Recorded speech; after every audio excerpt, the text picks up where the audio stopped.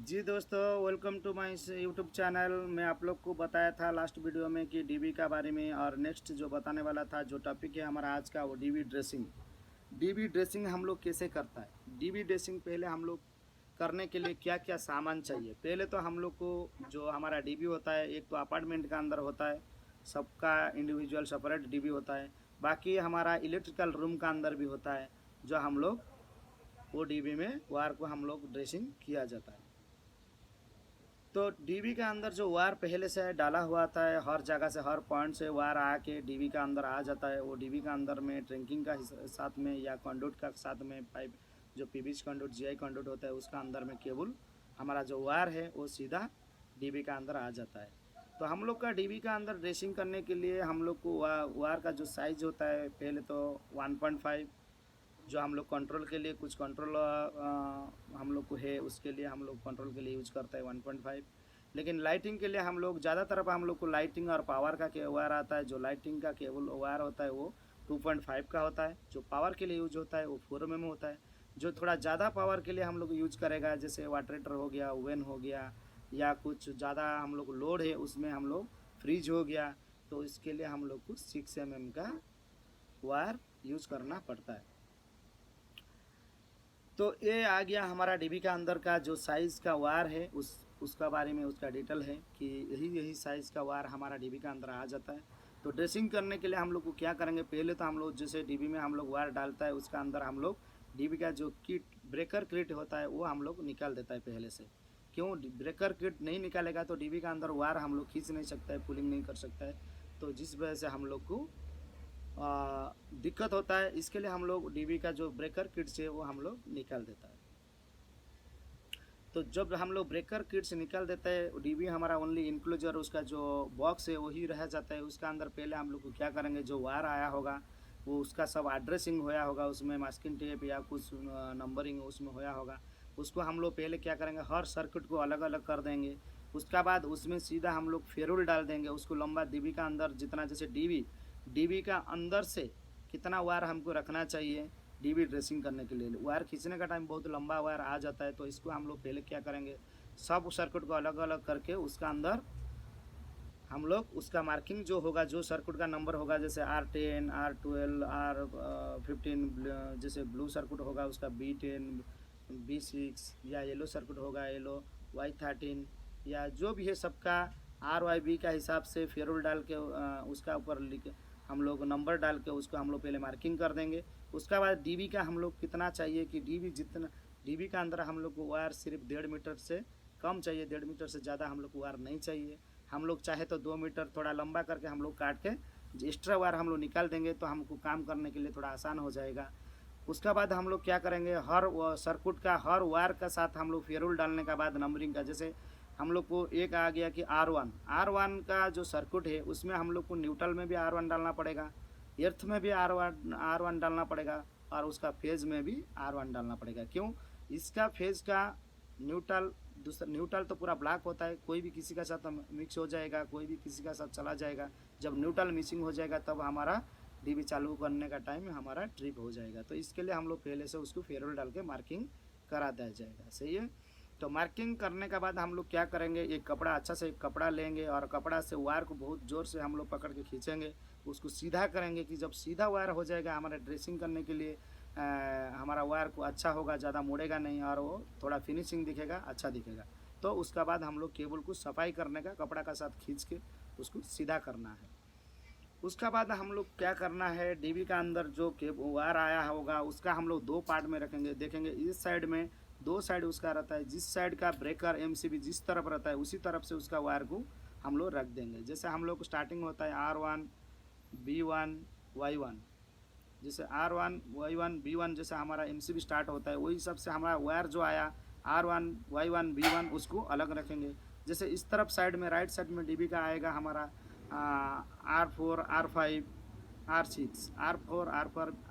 R6, जैसे breaker इसमें रहेगा राइट साइड में। उसमें आने वाला जो सर्किट होगा उसमें नंबर होगा R5, R4, R3 का जो सर्किट होगा, तो उसको हम लोग राइट साइड में सेपरेट कर देंगे ऊपर से। जब ऊपर से कर देंगे तब हमारा वायर क्रशिंग करने का ज़रूरत नहीं पड़ेगा, उसका साथ में उसका न्यूट्रल और उसका एर्थिंग भी।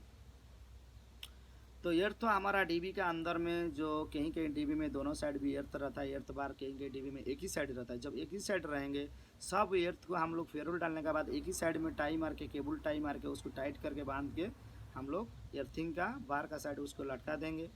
तो उसका बाद हम लोग क्या करेंगे, सीधा जो हमारा ब्रेकर किट से जो हम लोग बाहर रखा होगा निकल के, उसको हम लोग पहले फिट करेंगे। उसका साइज़ देख के कितना आगे पीछे उसको वही हिसाब से रखना चाहिए। क्यों, जैसे हमारा डीबी का इनक्लोजर का जो डोर आता है, वो डोर लगाने का टाइम ब्रेकर ज़्यादा बाहर नहीं होना चाहिए, आराम से बैठ जाना चाहिए। वो हिसाब से देख के हमको हमारा जो ब्रेकर किट से है पूरा फ्रेम उसको हम लोग को फिक्स करना है।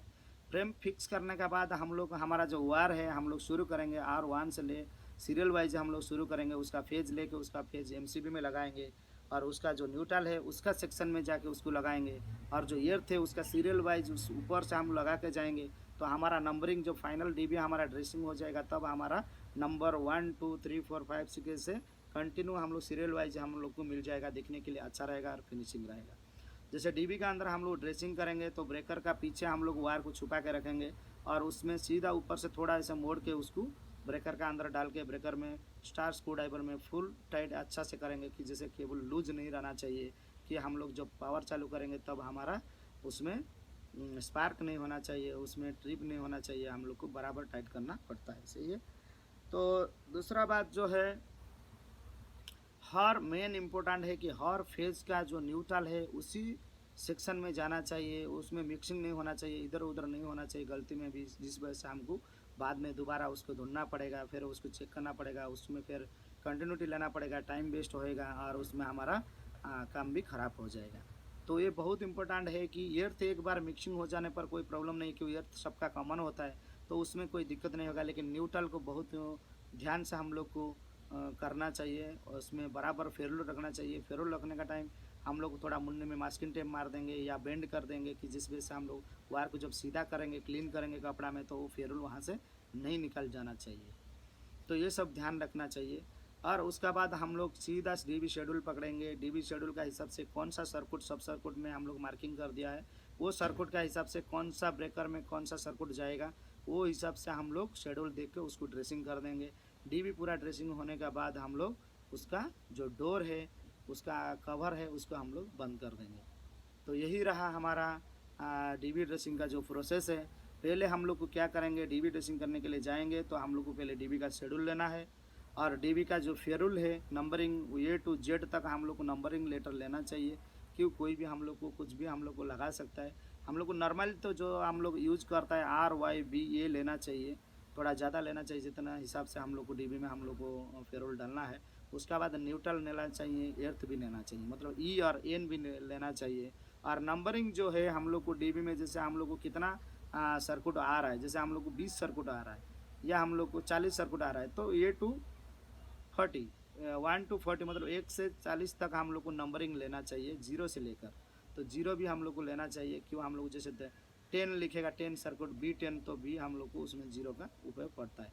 तो फेरुल हो गया हमारा, शेड्यूल हो गया हमारा, जो हमारा लक्स होता है। क्यों, हम लोग डीबी ड्रेसिंग करने का टाइम बहुत सारे कंसल्टेंट बोलता है कि हमारा जो वायर है सीधा MCB का अंदर टाइट नहीं करके उसमें पिन टाइप लेग फिक्स करो, उसको क्लिपिंग करना पड़ता है।